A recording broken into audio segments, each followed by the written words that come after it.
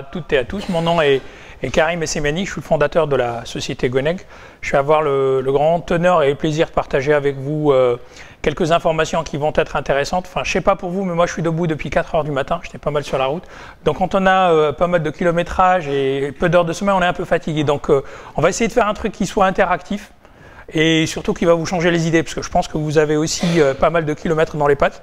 Donc l'idée, c'est pas de questions idiotes, surtout essayez de poser toutes les questions qui vous traversent l'esprit, que vous ayez un projet économique ou non. L'idée, c'est vraiment ressortir de cet échange en disant le crowdfunding, j'ai compris, ou le crowdfunding, les risques que j'avais pas appréhendés, etc. C'est un thème qui sera très dense, il y aura plein d'informations. On a convenu avec Pierre de prendre les questions à la fin. Si vraiment il y a des éléments qui sont critiques, n'hésitez pas à m'interrompre et on essaiera d'interagir là-dessus. Vous avez reconnu la photo, j'ai pas fait exprès, hein, enfin, chaque fois que je vais dans une ville, j'ai une photo comme ça où je montre la ville. Donc Gweneg veut dire petit sou en breton. Avant de vous parler de financement participatif, je vais vous parler de financement tout court. Tout le monde a besoin d'argent. Les personnes morales en particulier, les entreprises. Et une entreprise a besoin de se financer, elle se finance de différentes manières. La première, c'est à gauche, c'est ce qu'on appelle les emprunts classiques, vous allez voir votre banquier. Les prêts d'honneur, là vous allez voir des plateformes type les réseaux initiatives, les réseaux entreprendre, certaines banques font des prêts d'honneur. Vous avez ensuite de l'émission d'actions, c'est une société qui émet des actions, qui peut être cotée sur le marché boursier, qui peut avoir dans son capital des sociétés de capital investissement ou des business angels. Et enfin, vous avez une nouvelle catégorie qui est le financement par la foule, le crowdfunding. Pour vous parler de crowdfunding, je vais vous montrer une petite vidéo qui résume bien les différentes typologies. Voici une idée géniale. Mais comme toutes les idées géniales, elle a besoin de fonds pour se développer. Sauf que des fonds, elle n'en a pas. Mais heureusement, son porteur de projet est plutôt malin. Alors, il lance une campagne de financement participatif sur Internet. Il y a celles qui fonctionnent sous forme de dons, celles qui permettent de prêter, et celles pour investir directement dans le capital. Des internautes adorent son projet. Ils le soutiennent en le finançant. Et pour eux, c'est une manière de placer leur épargne dans un projet qui a du sens. Le porteur de projet aussi a de quoi être fier. Grâce à cette campagne, il a des fonds pour faire grandir son idée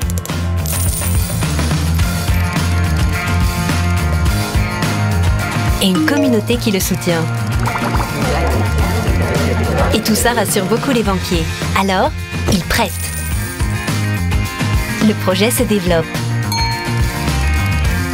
Comme sa communauté, elle peut même suivre l'évolution en toute transparence. Et ça compte. Elle investit. Ce qui donne aux financeurs envie d'investir aussi. Le projet s'en porte mieux. Et ainsi de suite. Bref, le financement participatif, c'est un vrai cercle vertueux. Et ça marche pour beaucoup d'autres projets.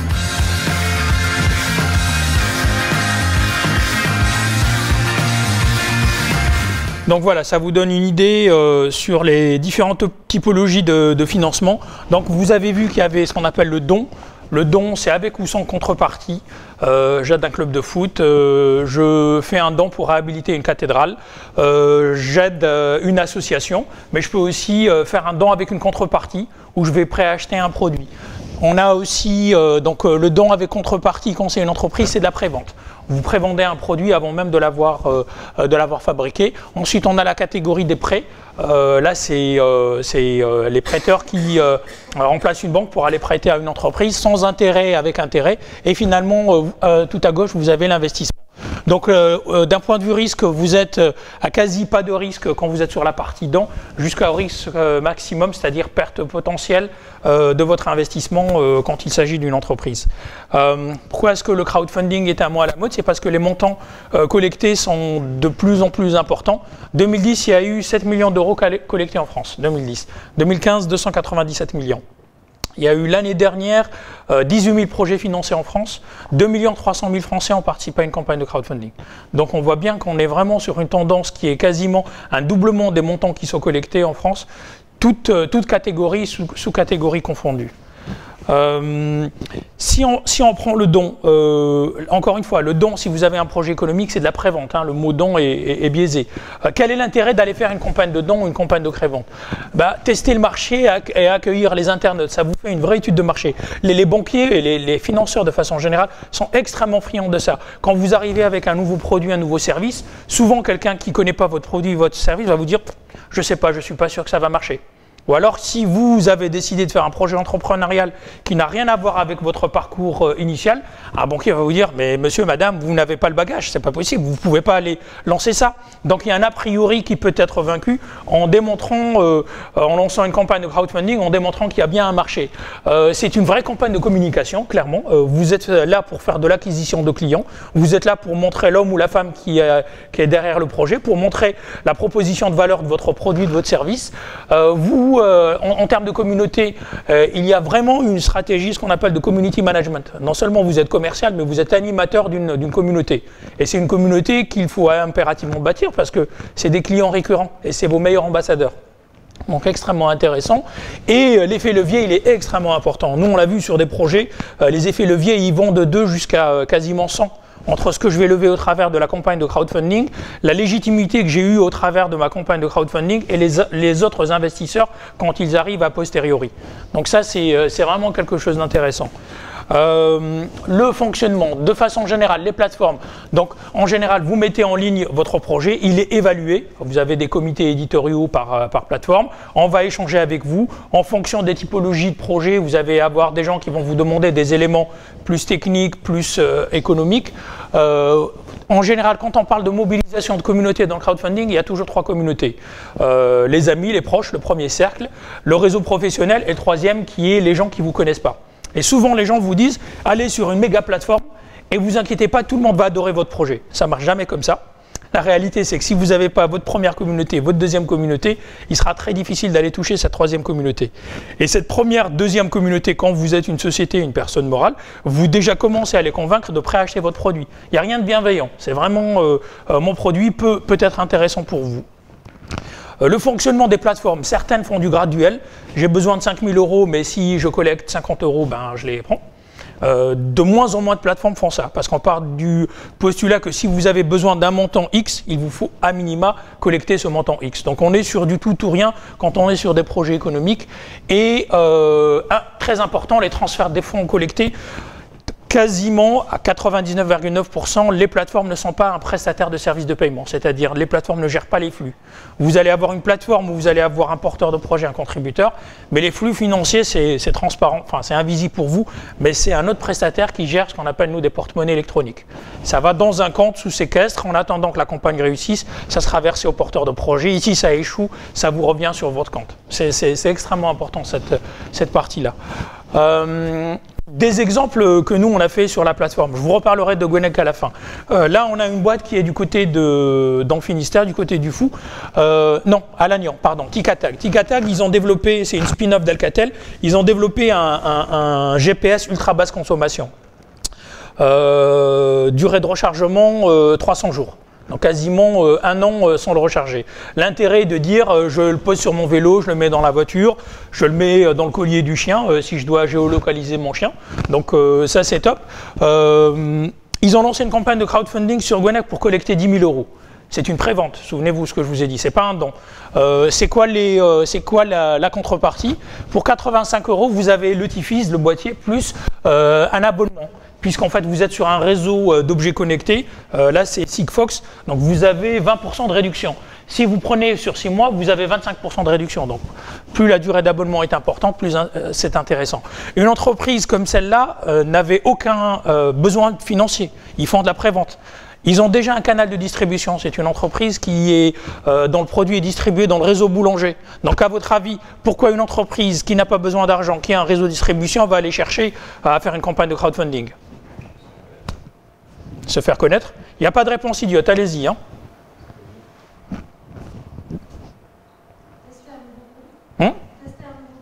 Ça peut être ça.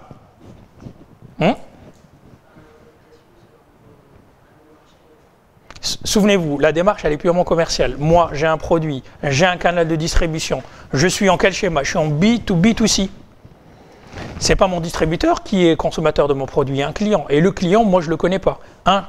Je fais connaître mon produit, mais surtout, j'ai un distributeur. Le problème de mon distributeur, c'est que je ne suis pas sûr que tous mes clients potentiels, ils vont chez Boulanger. Comment je fais pour les attirer? Pour dire je suis chez Boulanger? Je fais du crowdfunding. Deuxième élément extrêmement important, c'est une entreprise dont les 3/4 du chiffre d'affaires, ils se font à l'international. Ils font de recrutement d'agents internationaux. Je vous ai montré 2 contreparties. Vous avez un boîtier ici et 3 mois, ensuite 6 mois. Et en fait, sur la page projet, il y a des contreparties à 1000 € et plus où vous avez des lots de duty fees. Et en fait, ils testent des agents pour aller distribuer dans certains pays, pour voir s'il y a des pays avec un potentiel de croissance qui est intéressant à tester en priorité. Donc, eux vont faire leur prospection vis-à-vis de leur agent en disant, écoutez, on a une offre promotionnelle. Sur 45 jours, si vous venez sur Gweneg, on vous fait une offre et vous avez un discount de 50%. Et vous avez un lot de 10 boîtiers et vous testez ça sur votre marché. La démarche, elle est que commerciale. Il n'y a absolument pas un besoin de financement en point de départ. Si on prend... ça, c'est un autre exemple très intéressant. Je vous ai pris volontairement un exemple, une start-up sur objet connecté. C'est... Voilà. Nec plus ultra. De l'autre côté, quand vous faites la reprise d'un restaurant, la façon dont vous communiquez quand vous reprenez un restaurant, c'est changement de propriétaire.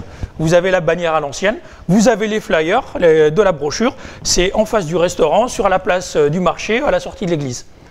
Les autres schémas dont vous avez aussi le papier de la commune. Donc d'autres schémas de communication, il n'y en a quasiment pas. Là, Caroline a repris une crêperie dans Rennes Centre et elle a lancé une campagne de crowdfunding. Donc vous voyez en haut, c'est de la prévente. Objectif de la collecte, 1000 € pour refaire la communication. Et sur les contreparties, donc j'en ai choisi juste 2, pour 15 €, vous avez des menus. Elle fait de l'acquisition de clients. Quelqu'un qui va acheter 12 crêpes et 12 galettes nature, il ne va pas les manger d'un coup. Donc c'est quelqu'un qui va s'engager pour venir manger régulièrement. À votre avis, le coût d'acquisition, quand vous avez acheté un lot que vous trouvez que c'était bon, vous allez revenir ou pas? Il y a de fortes chances. Et ça, c'est des coûts d'acquisition extrêmement intéressants, mais surtout extrêmement difficiles dans un métier comme la CHR. Donc le crowdfunding permet aussi de diversifier son canal de prospection vis-à-vis de ses nouveaux clients. Ça, c'est un super exemple. Beleza. Beleza, c'est un salon de beauté avec des produits bio brésiliens. Donc, Jayan, qui est la propriétaire, qui est brésilienne, s'est installée à Rennes. Et son objectif, c'était de dire, j'ai besoin d'acheter de la matière première, j'ai besoin de 2500 € et je fais de la prévente. Donc, vous voyez par exemple, pour 50 €, vous avez une réduction de 50% sur un super forfait. Donc, elle a dépassé son objectif. Ce que vous voyez en haut, c'est 49 soutiens. Donc, elle a eu 49 clients et clientes. Donc, c'est hommes et femmes. Là où c'est super intéressant pour elle, je vous montre ce que nous, on fait sur Gweneg. Je ne sais pas si c'est ça sur toutes les plateformes. Ce que vous avez là, c'est le tableau de bord. Ça, c'est le Graal pour un porteur de projet. Un tableau de bord, si vous êtes un dirigeant, une dirigeante, un porteur de projet, ce que vous voulez voir, c'est pas si les gens vont contribuer, c'est mesurer pourquoi les gens, comment, où, etc. Et ce que vous voyez là, donc Jayan, quand elle a commencé, vous avez la barre rouge. Elle a commencé le 18 février et sa campagne s'est terminée le 16 mars. La barre rouge, c'est son objectif, 76 € par jour.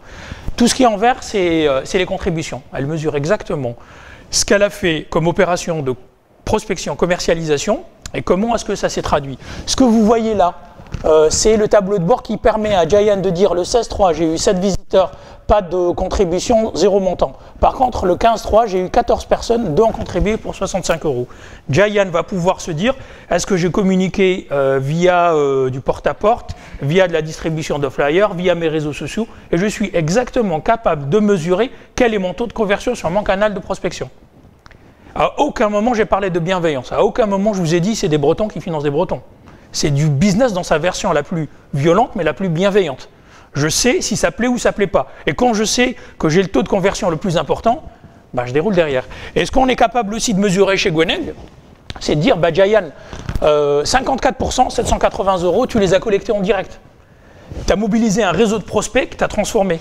Donc, c'est quand même super important, ton réseau que tu as identifié. Donc, il faut absolument que tu entretiennes ton réseau direct. Par contre, tu as aujourd'hui 17% qui sont arrivés via Facebook, mais encore mieux, tu as 3,5%, la ligne 6, c'est mobile Facebook. C'est-à-dire on est capable de dire, il y a 4% de tes clients et clientes, ils utilisent leur téléphone. Donc sur ta page Facebook, si tu mets des photos, si tu mets des offres, fais super attention à ce que ça soit interactif sur ton téléphone. Si tu as un truc et ça s'affiche mal, tu risques de perdre des clients et des clientes. On est capable d'aller faire des réglages assez fins pour se dire finalement quels sont les éléments sur lesquels je dois travailler quand je lance un produit ou un service. H2B, ça a été ils ont explosé le compteur, ils ont terminé aujourd'hui. Là j'ai mis 124, en fait ils ont fait 219%, ces 3 coopères. Qu'est-ce qu'ils ont inventé? Ils ont créé, c'est des passionnés de spiritueux, vous allez me dire tout le monde l'est en Bretagne, mais ils se sont lancés sur le créneau de la fabrication d'un gin breton. Et pour ceux qui sont dans ce secteur-là, si vous allez voir votre banquier, donc vous avez besoin d'une unité de distillerie, ça coûte en général 150 000. Votre banquier va vous dire, écoutez, sur de la production et vente de boissons alcoolisées, 90% du budget, c'est du budget marketing. On a 10% de flotte.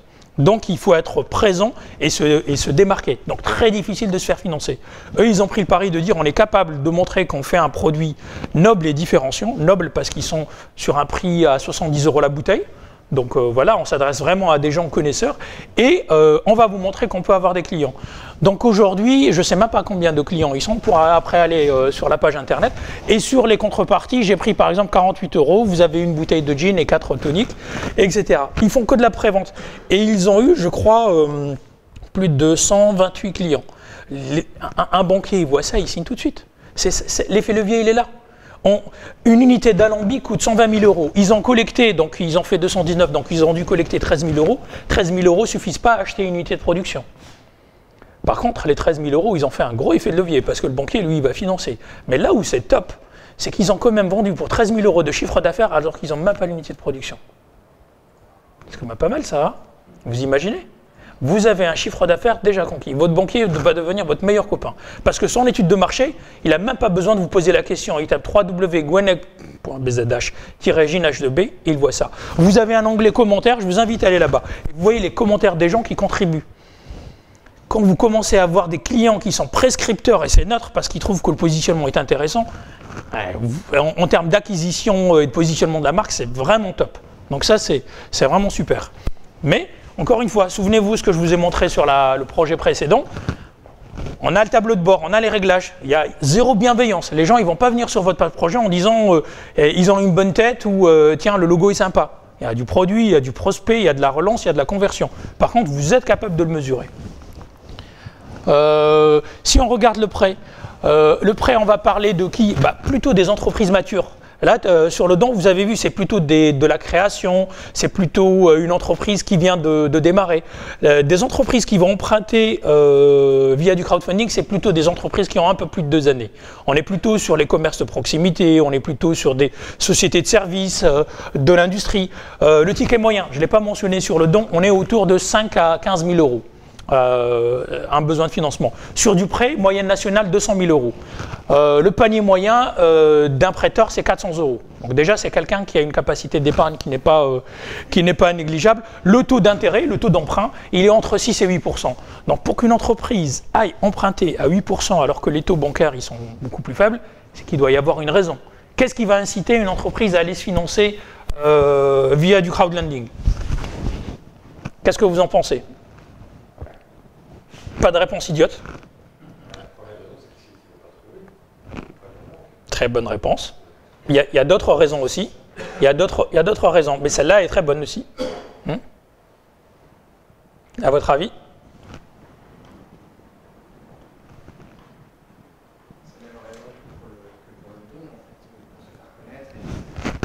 Eh oui, eh oui, eh oui, eh oui. Quand tu es en B2B2C, quand tu ne touches pas ton client, quand tu es un inter... Oui. Ah, on n'entend pas. Ah ouais.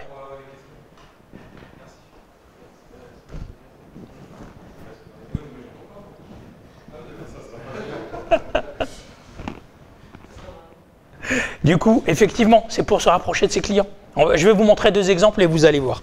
Donc, si on revient, les alternatives, financer surtout des dépenses non prises par les banques. En réalité, c'est pas tant que les banques disent non par rapport à un projet, c'est que c'est des types de dépenses que les banques n'aiment pas trop financer. Vous allez aller, vous faites de l'export, vous allez vous développer en Côte d'Ivoire. Côte d'Ivoire, et le contrat que vous allez signer pour la première fois, c'est avec la Société nationale du gaz, avec des problématiques de délai de paiement qui sont très importants. Le banquier, il va peut-être un petit peu pas être super motivé, même si vous avez financé pas mal d'activités en développement national. Donc on n'est pas du tout sur je ne veux pas financer l'entreprise, je ne veux pas financer une opération spécifique de cette entreprise. On va trouver un financement surtout qui va intéresser sur la partie contrainte, sans caution, sans garantie. Parce qu'encore une fois, quand on dit un financement bancaire qui est compris, qui est inférieur à 2%, vous rajoutez des cautions, des garanties. Quand vous êtes dans une situation financière personnelle qui peut être tendue, cette caution, cette garantie, elle est très compliquée pour certaines personnes. Elle est vraiment, c'est un point bloquant. Le fait de dire c'est sans caution, sans garantie, c'est un élément rassurant. En même temps, le prêteur, il va monétiser ce risque-là. Forcément que le coût, il est un peu plus important. Les délais qui sont très courts. Souvent, on a des gens dans des professions libérales qui disent le fait de pouvoir mettre mon projet rapidement et pouvoir collecter en moins de 3 semaines, par rapport à ce que moi je faisais avant en allant voir 3 banques, propositions, négociations, j'ai 1 mois, c'est juste pas possible. Les professions libérales, vous prenez des praticiens, en général, ils regardent le temps passé et le compte est rapidement. Hein. Donc, on a des gens qui sont hypersensibles à ces délais d'instruction.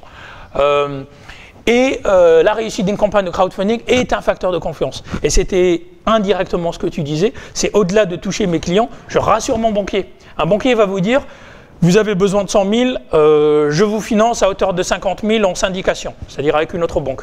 Eh oui, mais s'il n'y a aucune banque, c'est compliqué. Par contre, s'il y a une plateforme de crowdfunding, le banquier, il s'en fiche, le risque, il est partagé. Et lui, il a mis ceinture bretelle, donc il a caution garantie, la plateforme, non. Mais pour le porteur de projet, c'est un élément rassurant, oui.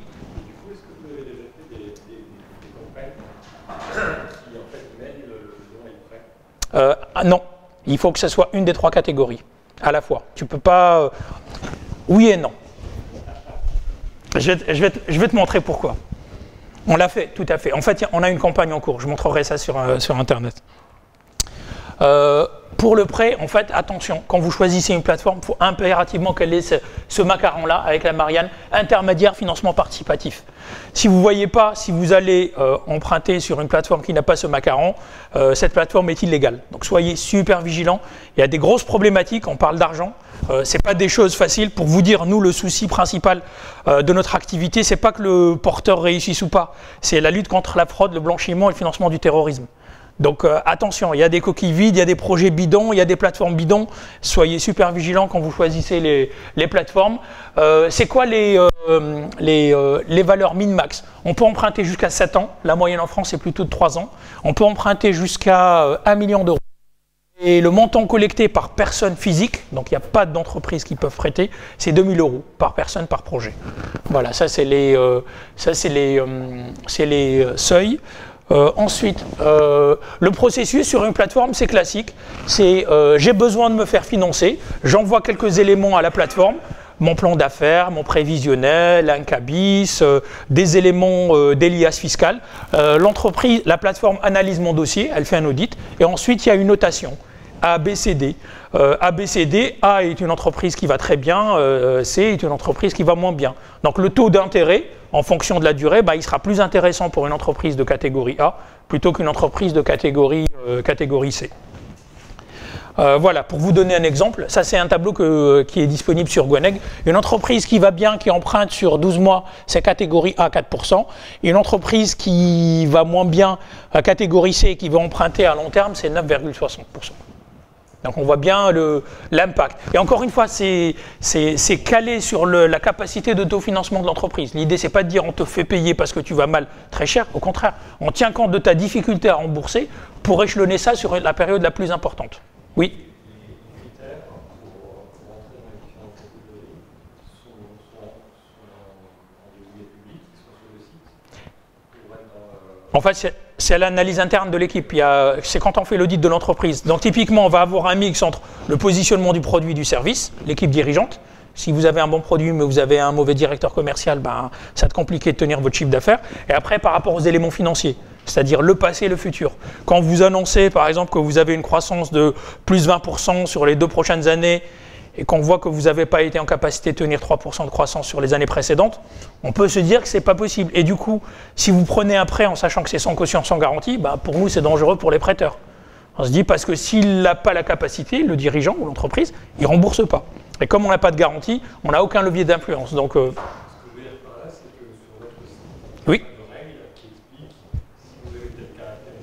Ah non.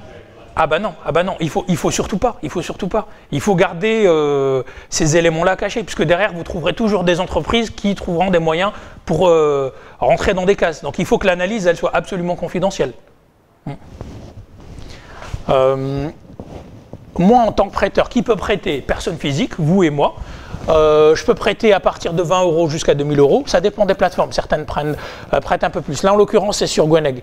À quel taux? Entre 4 et 9,6%. C'est des taux fixes sur notre plateforme. Et les intérêts sont soumis à l'imposition. Donc, quand une plateforme vous annonce un placement à 2%, en réalité, vous avez 39% qui partent au trésor public sur ces 2%. Donc, en réalité, vous percevez 1% et des poussières. Donc, faites attention quand vous allez choisir des projets avec une rentabilité un peu faible. Bah, quelque part, c'est peut-être beaucoup moins intéressant que votre livret A. Par contre, les projets un peu plus risqués, c'est vrai que c'est des placements qui peuvent être plus intéressants, mais forcément à risque.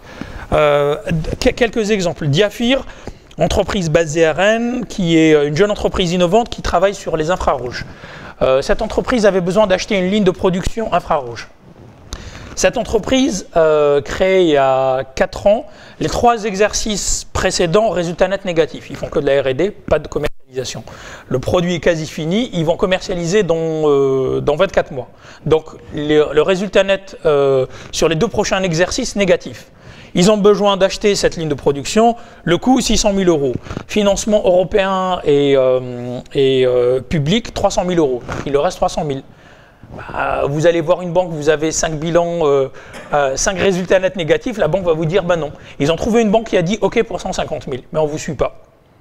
Il faut trouver une autre banque. Donc on a mis le projet en ligne. Donc vous voyez bien, catégorie C, ça ne veut pas dire que l'entreprise va mal. Pour nous, c'est une entreprise qui fait de la R&D, donc c'est normal qu'elle ait un résultat net négatif. Sur une durée de 48 mois, parce que ce qui va arranger l'entrepreneur, à un taux de 9,05%. Ils ont emprunté 40 000 €. On avait mis en place une assurance qui protège les prêteurs. Parce qu'encore une fois, souvenez-vous, je vous ai dit, sans caution, sans garantie. Et c'est une assurance qui vous permet de récupérer 50% du capital restant dû. J'ai prêté 1 000 € sur 4 années. Les 2 premières années, donc j'ai eu 500 € de remboursés. L'entreprise passe en liquidation judiciaire. Sur les 500 restants, je récupère 50% de ce montant-là. Donc j'ai au total 1 500 plus tous les intérêts sur les exercices. Une deuxième boîte actuellement qui est en ligne. Là, on était sur du B2B. Là, c'est du B2C. Là, c'est intéressant. On a une entreprise basée à Sarzeau qui fait du meuble personnalisable. Wall to Time, allez sur leur site, c'est vraiment top. Pierre et Charlotte, ils sont super ambitieux puisque à horizon 2021, ils vont créer plus de 90 emplois sur le bassin Sarzeau. Donc c'est vraiment top sur un segment très compliqué qui est le meuble, où Nice, ils se sont positionnés plutôt sur de la CSP+, ils sont entre Ikea et Roche-Beaubois. Bon, le spectre est quand même très large, hein, mais néanmoins, avec un avantage, c'est qu'ils fabriquent quasiment que sur commande, avec des possibilités de personnalisation assez importantes. Donc on est vraiment sur quelque chose d'innovant. Et à la question que vous pouvez me poser, comment ils peuvent s'aligner sur les Chinois, quand vous faites venir un conteneur de Chine, c'est 30 jours. Quand vous fabriquez à Sarzeau, vous n'avez pas les délais de contrainte. Et pour une catégorie spécifique de la population, les délais de livraison, c'est un vrai facteur de différenciation. Donc on a une vraie proposition de valeur intéressante. Ils empruntent actuellement 100 000 €, ils ne sont pas à 2%, hein, ils sont à 14%. Et l'idée c'est de dire, donc là ils sont à combien? Vous voyez, catégorie 1, donc l'entreprise va bien, elle crache du résultat net, c'est top. 48 mois, 5,20%. L'idée pour une entreprise comme ça, c'est pas chercher que des prêteurs. C'est aussi sensibiliser des gens qui peuvent être intéressés par les produits. Ils ont une boutique, ils sont à Sarzeau. On peut espérer imaginer des gens qui vont prêter, qui vont se dire tiens, c'est intéressant, j'irai faire un saut. Je reçois une newsletter, ils font une offre promotionnelle. Une entreprise va aussi, dans le cas de ce financement, c'est-à-dire intégrer dans son coût d'emprunt, de crédit, le coût d'acquisition de clients qu'elle n'a pas aujourd'hui. impérativement, toujours, quand vous dites qu'il y a un coût de crédit, ce n'est pas un coût de crédit, c'est coût de crédit intégré le coût d'acquisition et la communication que vous faites autour de votre produit et votre service. Si on parle en haut de bilan, l'investissement. L'investissement, on est le ticket moyen, donc là, ce qu'on appelle les catégories start-up ou entreprises innovantes, on va aller chercher des tickets moyens en France autour de 400 000 euros. On est sur du financement, tout secteur d'activité, beaucoup dans le digital, en particulier en Bretagne. On a pas mal d'activités et pas mal d'entreprises qui sont dans le digital, avec une logique où vous voyez le ticket moyen d'un investisseur, il est de 4 000 euros. Donc on est sur un ticket conséquent, des gens qui ont une capacité d'épargne conséquente, avec une logique 1 de défiscalisation, et une deuxième de plus-value. Cette entreprise va grandir, va réussir. Demain, il y aura d'autres investisseurs qui vont rentrer et je vais revendre. Voilà, on finance le développement. L'intérêt d'aller chercher ça par rapport à un business angel ou une société de capital risque, en fait, c'est complémentaire. Un business angel va rentrer à partir de 5, 10, 20 000 euros avec un certain nombre de conditions. Avec du financement participatif, vous pouvez faire rentrer vos proches. Sur Gwenac, par exemple, on crée, nous, ce qu'on appelle une holding d'investissement. C'est-à-dire on va regrouper tout le monde dans une société qui sera, elle, actionnaire de votre société. Ça a beaucoup d'avantages. Vous allez avoir qu'un seul actionnaire. Ça vous permet de faire entrer dans votre capital des gens qui ont peu de moyens. Imaginez, vous créez, je ne sais pas moi, une entreprise où vous avez pas mal de salariés à bas salaire, des ouvriers ou des gens avec des revenus assez faibles. Vous avez les moyens, avec du crowdfunding, de les faire devenir actionnaires. Et ça, c'est top. En termes de fédération et de stabilisation, on est sur certaines activités dans des contextes où l'emploi est très tendu. On a du mal à recruter, on a du mal aussi à garder. Et bien, de dire mes salariés sont actionnaires de l'entreprise est un vrai élément, est un vrai socle stabilisant pour l'entreprise. Mais surtout, vous pouvez faire entrer vos clients, vos prescripteurs, vos fournisseurs, vos partenaires, vos agents. Ça, le crowdfunding le permet. Les schémas classiques ne le permettent pas. L'argent n'a plus valeur que d'argent. L'argent devient une barrière à l'entrée à la concurrence. L'argent devient aussi un moyen d'évangéliser votre offre. Vous avez besoin de faire connaître votre produit à l'autre bout du monde. Avec un peu de chance, et si vous avez identifié un agent distributeur, si lui est intéressé, vous pouvez imaginer qu'il sera beaucoup plus enclin à promouvoir votre offre s'il est actionnaire indirect. Sur cette partie-là, pareil, on a le macaron Marianne. Là encore, c'est encore plus compliqué pour le capital. Là, il faut être certifié en tant que conseiller en investissement participatif. Et il y a tout un processus de protection des investisseurs. Donc, quelque part, mon rôle ou notre rôle, c'est de vous dire 10 fois par jour, attention, risque de perte partielle ou totale de votre investissement. Il faut vraiment sensibiliser les investisseurs sur les risques associés à cet investissement. On peut aller jusqu'à 2,5 millions d'euros, ce qui devient assez conséquent, et qui peut investir personne physique, personne morale. Moi, en tant que personne physique, ou une société, ou une holding d'investissement. Pas de limitation, mais on déconseille d'aller au-delà de 10% de la capacité d'épargne d'une personne. Sur Gwenac, c'est à partir de 100 euros. Après, je reviendrai là-dessus. Juste deux exemples très intéressants qu'on a fait sur Gwenac. Archireport, une entreprise qui a développé une application de suivi de chantier sur tablette. Et destination, leur clientèle principale, c'est plutôt l'artisan. Ils ne sont pas du tout sur les groupes de BTP. Néanmoins, ils ont signé quelques beaux contrats. Ils ont levé 200 000 euros sur Gwenac, plus exactement 170 KE, pardon. Et vous voyez, ce n'est pas une jeune entreprise. Ils ont déjà 12 000 utilisateurs, 4 années, présents dans 50 pays. 50 pays via Apple Store. Hein. Et ils n'ont pas des filiales, hein. Donc on est vraiment sur quelque chose qui est extrêmement agile. Et l'idée des 200 000 qu'on a levés, c'était de dire on a besoin de se déployer, on a besoin de renforcer aussi les équipes. Mais quand on a cherché les 200 000, on a cherché aussi dans l'écosystème de l'entreprise en priorité.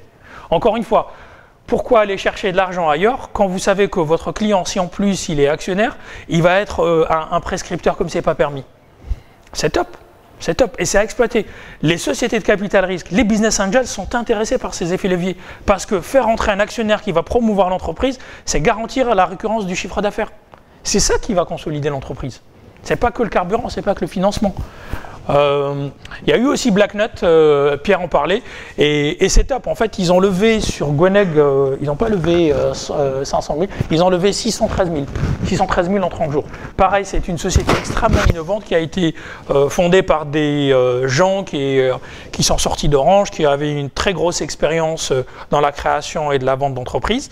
Et voilà, quand vous avez une campagne de financement participatif qui est bien préparé, vous avez identifié des éléments clés dans votre financement, ça se passe bien et surtout ça vous donne, et tout à l'heure on le mentionnait, ça vous donne une visibilité, une caisse de résonance très importante. Eux ils sont B2B2B2C. Je développe une plateforme qui permet à des joueurs modérés d'aller jouer sur leur télé au travers d'un abonnement. Donc je travaille avec des fabricants téléviseurs, avec des canaux de distributeurs, avec des éditeurs de jeux, etc. Mais à la fin, il y a un client tout au bout qui lui va décider de prendre ou pas l'abonnement et qui va se répercuter sur l'ensemble de l'écosystème. Donc faire une campagne de crowdfunding pour l'informer de ce qu'on fait et lui donner aussi la possibilité de peut-être mettre un ticket, ça intéresse non seulement Blacknut, mais ça intéresse aussi tout le chaînon aval. C'est super important de dire oui. En fait, encore une fois, personne physique, personne morale. Ne fait surtout pas l'opération du 600 000 divisé par 32. Ah, pardon? Tu as 32 investisseurs, mais ça ne veut pas dire que c'est équiréparti. Tu as des investisseurs qui sont arrivés avec des tickets extrêmement importants. Mais tu as des gens qui ont mis... Pardon? Ah si. Eh oui, mais quand tu es sur l'international, tu n'as pas forcément besoin du nombre le plus important. Et sur un premier tour de table, c'est extrêmement important. Ah oui. Encore une fois, ils ont fait une campagne en 30 jours. Attention, c'est vrai, si tu pars sur une campagne de 3 mois, effectivement, là, tu as intérêt à avoir un nombre beaucoup plus important. 30 jours, c'est une campagne express. Hein.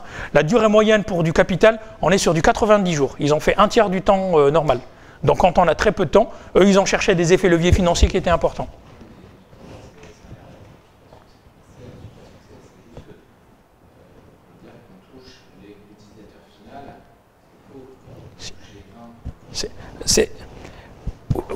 Oui et non. Pour une raison particulière. Quand tu es sur un environnement comme le cloud gaming, tu vas chercher les prescripteurs.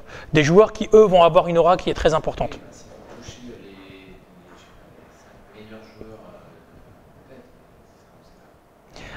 Enfin, c'est ça, toi tu ne le sais pas, mais moi je ne peux pas communiquer pour des raisons de confidentialité. En tous les cas, dans la stratégie... C'est pour ça que c'est important de le dire, parce que là, comme ça, on dit, il a touché beaucoup d'argent et tant mieux, mais par contre... Le plan de communication, quand on va faire une campagne de crowdfunding, c'est je cible qui? Quelle est la personne que je souhaite qu'elle vienne financer par prêt, par haut de bilan, ou qu'elle vienne préacheter mon produit?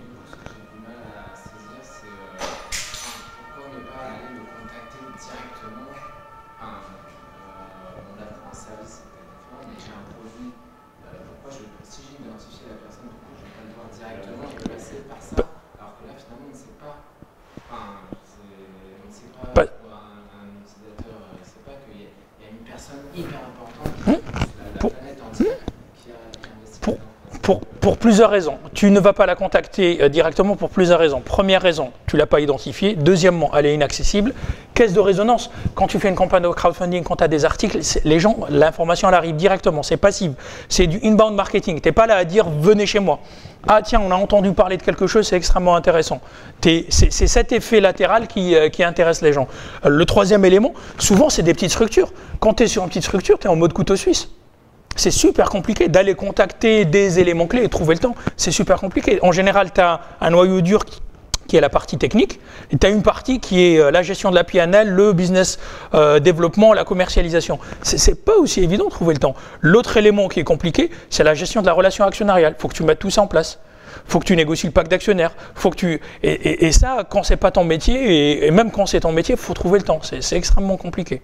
Alors que nous, on a toute une gestion électronique, donc qui est d'abord transparente et qui va très vite. Donc un investisseur intéressé, il a en 3 clics accès aux informations relatives à l'entreprise, et en 3 clics, il fait son paiement, il signe son bulletin de souscription et il devient actionnaire si la campagne est réussie.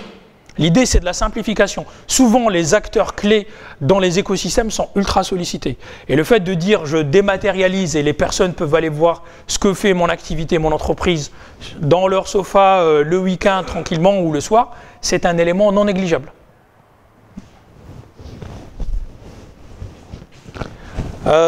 Comment aider les porteurs de projets? Voilà. Si je veux faire une campagne de dons, ça rejoint un petit peu ce que tu disais.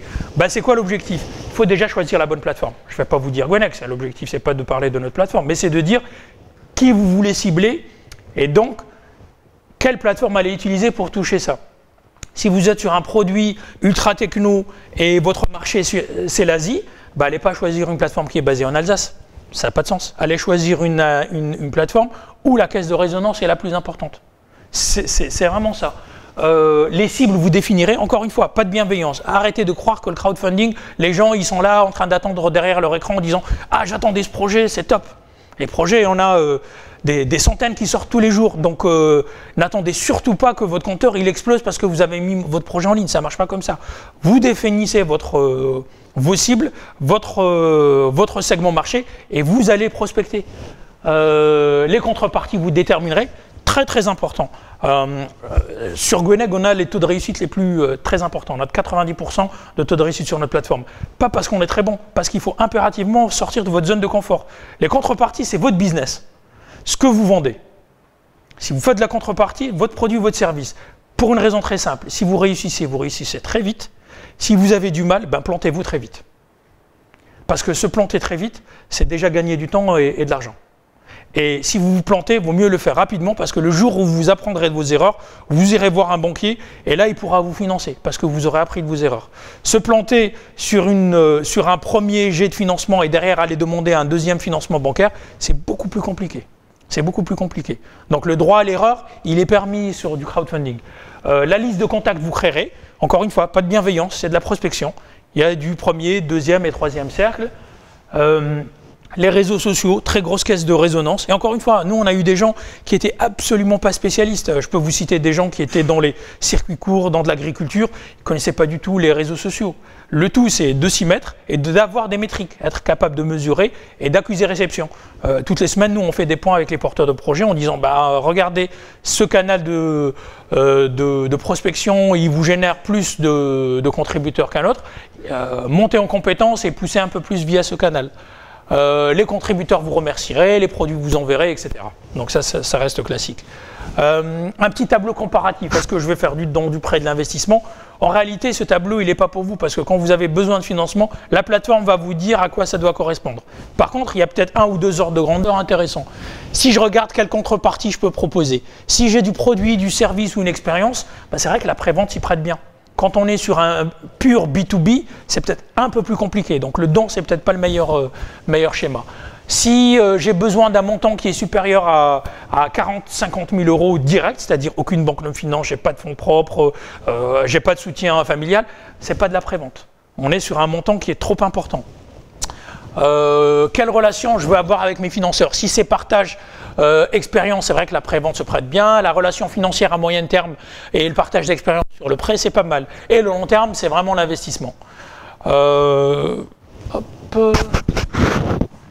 Voilà, donc ce qu'on disait, je définis mes cibles de financeurs, tu vois ce que tu disais. Bah, en fait, dès le départ, on dit ben, tel prescripteur, même si je ne l'ai pas contacté, mais en tous les cas, il est dans ma cible de prospection. Il faudrait que j'ai cette catégorie, parce que post-campagne, quand ils sont prêteurs ou investisseurs, bah, je vais avoir d'autres effets leviers avec eux. Et que tu arrives ou pas, ce n'est pas un problème, mais déjà tu les as définis, tu les as shortlistés. Et il y aura eu ces tentatives pour les relancer. C'est vraiment le plus important. Mise en œuvre du plan de communication. Et d'ailleurs, élément important, je rebondis sur ça, beaucoup de gens nous disent « j'ai plein de gens autour de moi, c'est bon, je le sens bien, je vais me faire financer ». C'est-à-dire plein de gens, ce n'est pas les proches. Je parle de mon projet, j'ai du soutien, je sais qu'on a besoin de financement quand je ferai de la prévente, les gens vont me soutenir. Vous savez quel est le taux de conversion moyen sur les plateformes? Quand on est sur de la prévente, donnez un chiffre. Bon, déjà en même temps, la façon dont j'ai posé la question, vous savez que c'est pas top, donc 3%. Ah, c'est la douche froide, hein, et glacée même. Hein. Quand les gens vous disent c'est top, ça y est, je pense qu'en 3 jours je vais faire le financement, c'est super compliqué. C'est super compliqué. Il y a l'engagement émotionnel, après il y a le moment où on sort la carte bancaire. Et croyez-moi, C'est vraiment pas à côté. Donc c'est complexe, c'est compliqué. Donc créer la liste, inciter les gens, les relancer, la communication, la sollicitation, les outils de diffusion. Tu vois, solliciter les blogueurs, ça aussi c'est intéressant. Faire parler de son projet par des gens qui pourraient contribuer et faire caisse de résonance. Ça c'est vraiment top. Et ça c'est les effets indirects. Vous parlez un petit peu de Gweneg, juste pour vous dire ce qu'on fait. Gweneg est une plateforme dédiée aux projets économiques. On est une plateforme généraliste, tout secteur d'activité. On déteste le mot start-up. C'est pour provoquer Pierre. On aime un mot qui est proposition de valeur, c'est-à-dire une entreprise qui a un modèle économique, qui a un produit et un service, qui répond à un besoin et dont elle a identifié le client potentiel. Ça, c'est vraiment le point de départ pour nous. J'ai quelque chose, je pense que ça intéresse quelqu'un qui en aurait besoin pour telle chose. Ça marche pas, c'est pas un souci, mais c'est vraiment une définition de base. Et malheureusement, on a souvent des gens qui nous disent « j'ai un truc, ça va cartonner. Je ne sais pas comment, je vais commencer par le faire gratuitement, mais de toute façon, je vais lever des fonds dans 3 mois et après, on verra bien. » Donc ça, c'est pas du tout ça. C'est vraiment un besoin économique pour déployer une solution ou un produit dont j'ai identifié clairement la proposition de valeur. Après, on peut avoir plein de problèmes. Donc tout secteur d'activité basé en Bretagne, exclusivement économique. Encore une fois, on ne fait pas les projets humanitaires, associatifs, que des projets qui vont créer de la valeur sur le territoire. On est une des rares plateformes à faire les trois modes de financement. Le don, le prêt, le capital. C'est assez compliqué. Mais pourquoi est-ce qu'on a voulu faire les trois? Pour une raison très simple. Je suis créateur. Je lance un nouveau produit. Mon produit, il n'a pas une relation, une dimension bretonne ou bretonnante. En réalité, je me fous royalement de la Bretagne. Je suis basé ici, soit. Ce qui va m'intéresser via une campagne de pré-vente avec une plateforme de proximité, c'est le mot proximité. Les clients, c'est d'abord des clients ou des clientes avec qui je vais avoir une première relation de confiance que je vais pouvoir rencontrer. Donc aller faire une campagne de pré-vente avec des gens qui peuvent me rencontrer, qui peuvent voir mon produit, mon service, le goûter, c'est quelque chose qui va augmenter votre taux de conversion. Vous avez plus de chances de vendre à des gens qui sont dans un périmètre de 400 km plutôt qu'à l'autre bout de la planète. C'est beaucoup plus facile. Vous avez cette première communauté qui est là. 18 mois plus tard, ça se passe super bien, vous déroulez, vous allez voir votre banque vous dit « c'est bien, je veux bien vous financer, mais vous avez peu de fonds propres. Vous avez créé votre entreprise avec 10 000 euros, il faudrait que vous augmentiez vos fonds propres. » Vous dites « je vais faire une augmentation de capital. » Mais comme vous avez déjà une première communauté qui a testé, qui a goûté le produit, le service, qui se dit « ah, mais c'est pas mal.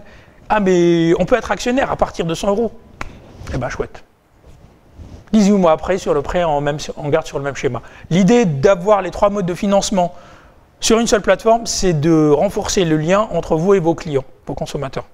C'est permettre à des gens dont l'objectif initial n'était pas de financer, de venir financer votre activité, mais de venir consommer et prescrire votre activité. On est dans la prescription de votre solution. C'est vraiment l'élément le plus consolidant.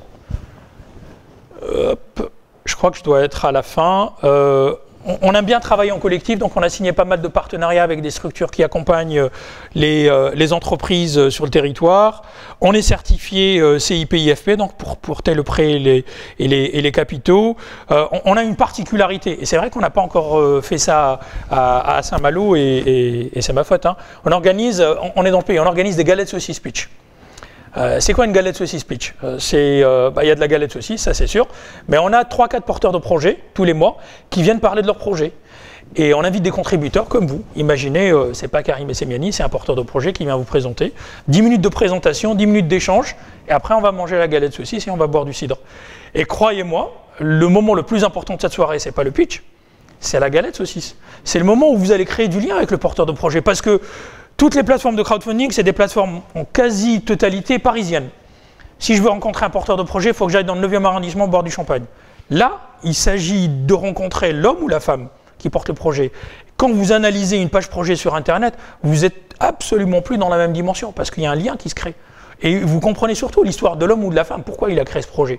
Pourquoi est-ce qu'il a besoin de se financer? Qu'est-ce qui se cache? La lecture de la page projet n'est absolument plus la même chose. Et c'est là où la notion de proximité devient importante. Encore une fois, les gens disent souvent le crowdfunding, on peut avoir sur du don quelqu'un qui ne va pas livrer, etc. Quand c'est quelqu'un qui vit à moins d'1 heure de chez vous, à mon avis, c'est un peu plus compliqué d'essayer de faire le bondi. C'est même très très compliqué.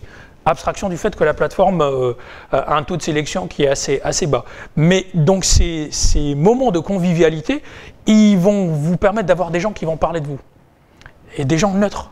et des gens qui ne vont pas demander à être payés et qui vont avoir une démarche d'abord bienveillante. C'est super, j'ai trouvé quelque chose d'intéressant. Moi, j'ai pris une contrepartie et d'ailleurs, j'en ai parlé autour de moi. Franchement, il faudrait que tu ailles donner faut que tu regardes ce qu'ils font, c'est intéressant. C'est ce qui consolide l'activité, encore une fois. On est sur une activité économique, donc la récurrence du chiffre d'affaires, c'est l'élément consolidant.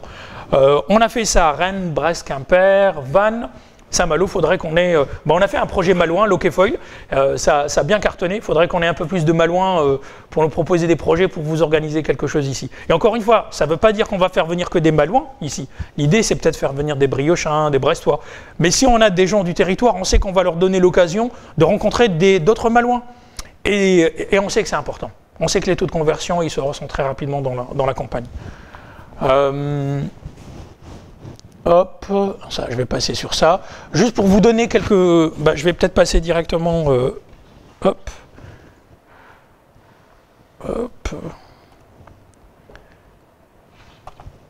Voilà, donc la plateforme, c'est gwenec.bzh. Vous avez des projets en cours. Je vais revenir sur la question du prêt avec contrepartie. Juste pour vous donner quelques métriques. Nous aussi, on est une jeune entreprise. Entreprise créée en janvier 2015, on est opérationnel depuis juin, on a 17 mois d'exploitation, on a déjà permis à 52 entreprises du territoire de se financer, ils ont levé 1 165 000, le compteur il se met à jour en mode dynamique, 53 projets, 91% de taux de succès, encore une fois, c'est un taux très élevé mais on n'a aucun mérite, on met le porteur de projet hors de sa zone de confort puisqu'il est dans une démarche de création d'une proposition de valeur pour des clients qu'il n'a pas aujourd'hui. Donc très important.